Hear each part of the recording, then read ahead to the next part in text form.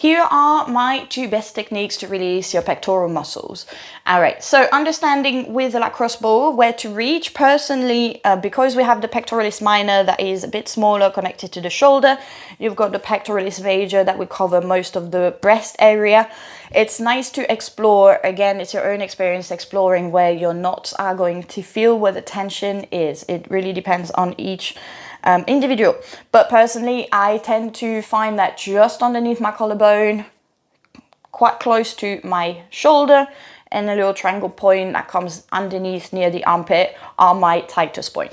If you're in possession of a block, I highly recommend using it. It gives a little bit more height, but I'm going to show you how I proceed just when I am lying on the floor. So finding this point, you can again move a little bit around. It can feel a bit awkward. Once you moved a little bit around and find a little bit of a tight point, then we're going to proceed again to the flossing, finding a nice sort of flexion. With that flexion as well, you can kind of like work a bit of extra flexion. You can push a little bit more into it as you flex. You can take a nice little bit of extension.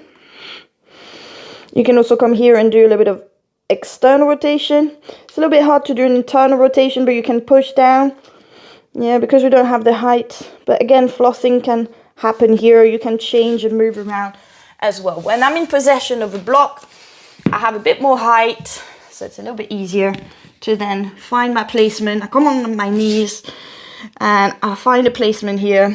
Once I find a tight spot, I operate the same flossing you see here. It's a little bit easier to do internal rotation, external rotation movements because I've got a bit more space between my arm and the floor.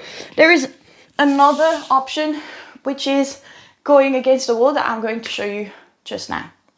So when you use the corner of a room, it's a little bit easier then to kind of push and then to move the arm as well freely around. So you see, I'll kind of make myself free here and there as I move around my pec